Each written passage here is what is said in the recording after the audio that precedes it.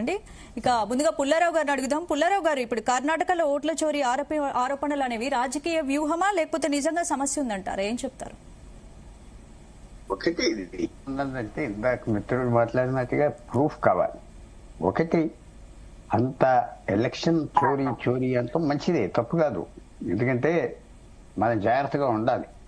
ఒక opposition leader చెప్తున్నాడంటే అది మనకి మంచిది. నరేంద్ర మోడీ గారు ఉన్నందుకు అపోజిషన్ ఉండాలి, రేవంత్ రెడ్డి గారు ఉన్నందుకు అపోజిషన్ ఉండాలి, చంద్రబాబు నాయుడు అపోజిషన్ ఉండాలి. అపోజిషన్ లేకపోతే డెమోక్రసీ పనిచేయదు. ఇష్టం వచ్చినట్టు చేస్తారు, అంతవరకు వెల్కమ్. కానీ ఏమవుతుందంటే ఈ వేళ 24 గంటలు మీడియా ఉన్నది, 24 అవర్స్ మీడియా ఉన్నది, సోషల్ మీడియా ఉన్నది. అటెన్షన్ మైండ్ ఉన్నదో దాని మీద బీహార్లోనే లేదు, అయిపోయింది. ఏంటంటే పొలిటికల్ గా ఒక ఇష్యూ తీసుకుని రేస్ చేసాక మూవ్ అయిపోవాలి, లేకపోతే దానికి నెగిటివ్ వస్తుంది. కొన్ని రోజులు పోయాక ఏం లేదంటారు. సో ఆ జాగ్రత్త ఉండాలి. ఎందుకంటే ఇష్యూ చూస్ చేసావు, చెప్పావు, బాగా ఉన్నది, మూవ్ ఆన్. ఇంకా ఎప్పుడైతే కోర్టుల వరకు వచ్చేస్తుందో ఇంకా ఇష్యూ రాజకీయంగా ఉపయోగమా? చూడండి, ఇప్పుడు ప్రభుత్వం ఒక ఇష్యూ ఏదో తప్పు చేస్తుంది హైదరాబాద్లో, తెలంగాణలో టీఆర్ఎస్ రేస్ చేస్తున్నారు. ఇంక రోజు అదే పట్టుకుని ఉండరు కదా, రేపు ఇంకో ఇష్యూకి వెళ్తున్నారు. తర్వాత ఏంటంటే ఆయన మంచి అభిప్రాయంతో ఉన్నాడు, చెడ్డని నేను చెప్పను, కానీ సలహా తీసుకోవాలి. కాంగ్రెస్ పార్టీలో పెద్ద నాయకులు ఉన్నారు, ఇవాళ కూడా ఉన్నారు. దేశం ప్రధానమంత్రి ఈక్వల్ నాయకులు ఉన్నారు, సెంట్రల్ మినిస్టర్ నాయకులు ఎక్కువ మంది ఉన్నారు కాంగ్రెస్ పార్టీలో. ఇవాళ కూడా చాలా సీనియర్ లీడర్స్ ఉన్నారు, ఎన్నో చూశారు. వాళ్ళు కన్సల్ట్ చేయాలి, చేసి ముందరికి వెళ్ళాలి. అది ఎవరు కనపడట్లేదు నాకు. ఇప్పుడు వచ్చిన మిత్రుడు మనకు చెప్తాడేమో, కాంగ్రెస్ నాయకుడు మనకి ఏ రకంగా వాళ్ళు చేస్తారు. ఏముందంటే ఇది పాత ఇష్యూ అయిపోయింది కాదండి. ఓట్ల దొంగతనం అయిపోయింది అంటే ఓట్ల దొంగతనం కరెక్టే, డబ్బులు ఇచ్చి ఓట్లు కొంటున్నారు. ఎవరు కొంటలేదో నేను అడుగుతా. మన ప్యూర్ ఎలక్షన్ సిస్టమ్ అసలు ప్యూర్ కాదు, చాలా ఇంప్యూర్. అక్కడ ఉన్న ముగ్గురు మిత్రులు అడగండి, ఓట్లు కొంటున్నారా లేదా? కొంటలేదంటే నేను ఒప్పుకుంటా.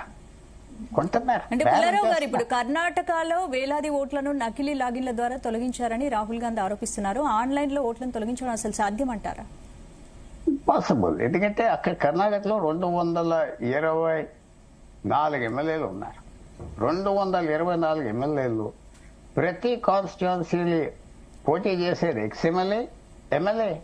అది 30 సంవత్సరాలు, 40 సంవత్సరాలు.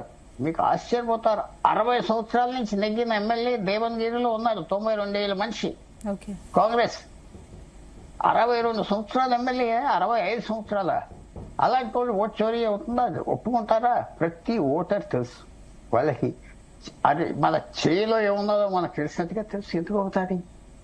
అది గెలవాలి, మంత్రులు అవ్వాలి, చేసే పనులు చేసుకోవాలి. ఎలాగవుతుంది? ఇది ఏదో 1952 ఫస్ట్ ఎలక్షన్ లో ఎలా జరిగింది చెప్తారు. మనం ఏం చూసామో 57లో 62 వరకు ప్రజలకి కాగితం ఇచ్చారు, బ్యాలెట్ బయటికి తీసుకొచ్చారా, నీకు ప్లేట్ బిర్యానీ ఇస్తాం, రూపాయి ఇస్తామంటే బయటికి తీసుకొచ్చి ఇచ్చేస్తే 50-100 తీసుకెళ్లి డబ్బాలో వేసేవారు. అలాంటి ప్రజలు ఎక్కడన్నా ఉన్నారా ఇవాళ? ఎక్కడన్నా భారతదేశంలో 100 కోట్ల మంది ఓటర్లు ఉన్నారు, ఎక్కడన్నా ఉన్నారా?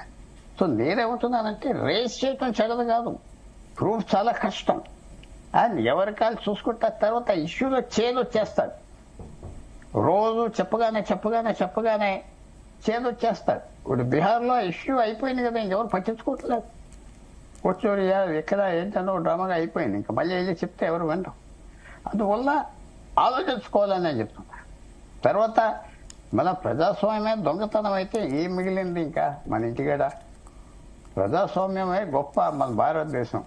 నేపాల్ చూస్తున్నాం, బంగ్లాదేశ్ చూస్తున్నాం, పాకిస్తాన్ చూస్తున్నాం, శ్రీలంక, మాల్దీవ్స్, పక్కన బర్మా. అన్నిటికంటే పవిత్రంగా ఏదో మెయిన్ థింగ్ ప్రజాస్వామ్యంలో ఏంటంటే ఓడిపోయాక శాంతిపూర్వకంగా కొత్త వారికి పవర్ అప్పచెప్పడం, పీస్ఫుల్ ట్రాన్స్ఫర్. అది జరుగుతుంది కదా ఇక్కడ. అన్ని లోపాల జరుగుతుంది కదా, మర్యాదగా జరుగుతుంది కదా. అందువల్ల నేను ఇది ఇష్యూ నేనే తప్పట్లేదు. అపోజిషన్ లీడర్ రేస్ చేయాలి, లేకపోతే హద్దులో ఎవరు పెడతారో ఒక ముఖ్యమంత్రిని. మీరు పెట్టగలరా, నేను పెట్టగలనా? అపోజిషన్ లీడర్ పెట్టాలి. నరేంద్ర మోడీ గారు చాలా మంచి పనులు చేశారు, కాదన్నాం, గొప్ప వ్యక్తి కొనేస్తారు. కానీ ఎవరు హద్దులో తీసుకొస్తారు, ఎవరు అకౌంట్లో తీసుకొస్తారు? నువ్వు చేసేది ఏంటంటారు? ధరలు పెరుగుతున్నాయి, రైతులు లేవని అడిగేది అపోజిషన్ లీడర్ అడగాలి. కానీ ఈ ఇష్యూలో చేదేమన్నా వచ్చేసిందా? డిమనిషింగ్ రిటర్న్స్ అంటే చెప్పే కొద్ది తక్కువ వాల్యూ అయిపోయిందా ఈ అలిగేషన్? డిమనిషింగ్ రిటర్న్స్ రోజు చెప్తా ఉంటే ఇంక వినిపించుకోవటం లేదా? ఆయన ఆలోచించుకోవాలి.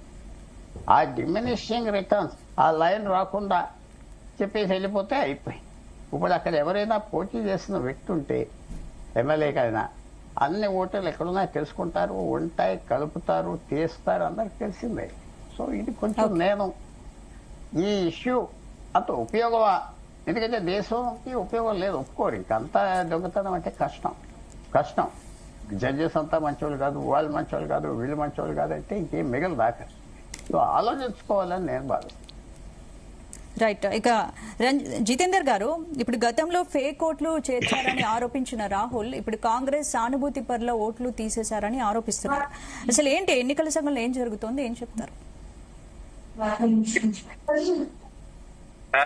వారందరికీ నమస్కారం అండి. మీకు జీ న్యూస్ ప్రేక్షకులందరికీ ఒకటండి, విపక్ష నాయకుడుగా ఈ రోజు ప్రజలు ఎన్నుకున్నారు, వాళ్ళకు ప్రభుత్వం ఏర్పడింది, విపక్ష నాయకులుగా రాహుల్ గాంధీ గారు ఉన్నారు. ప్రజల సమస్యల్ని ఏదైనా అవసరాలు వచ్చినప్పుడు ముంగట పెట్టడం తప్ప ఎందుకు ఇంతగానం బాధ? ఇప్పుడు ఈసీని కూడా ఒకటి అడుగుతున్నాము. ఇప్పుడు ఒక సమస్య వచ్చినప్పుడు సానుకూలంగా పలానా ఏరియాలో ఈ ప్రాబ్లం జరుగుతుంది అన్నప్పుడు దానికి ఒక కోరి చేయాలి కదా. దాన్ని మేము చూస్తాం చేస్తామని చెప్పకుండా పొలిటికల్ వ్యక్తుల్లాగా వాళ్ళు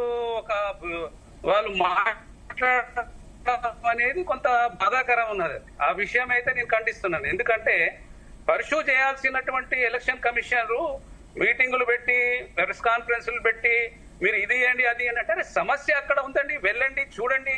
ఈ విధంగా అనేక రాష్ట్రాలు ఈ విధంగా అన్యాయం జరిగింది, అనేక రాష్ట్రాలు మేము కోల్పోయినాం అన్నట్టుగా ప్రూఫ్ తో సహా కర్ణాటకలో జరిగినటువంటి సంఘటనలు చూపించడం జరిగింది మా నాయకుడు. మరి మిగతా రాష్ట్రాలలో కూడా ఆ విధంగానే ఓడిపోయినాం అన్నట్టుగా మాకు అభిప్రాయాలు ఉన్నాయి. అవి మరి దాన్ని తెల్లం చేయడానికి మరి ఏసీ అనేది పూనుకోవాల్సిన అవసరం ఉంది. మరి దానికి ఎందుకు బీజేపీ వాళ్ళు స్పందిస్తున్నారండి? మరి మాకు అదొక రైట్ అదండి. ఇప్పుడు మా రాహుల్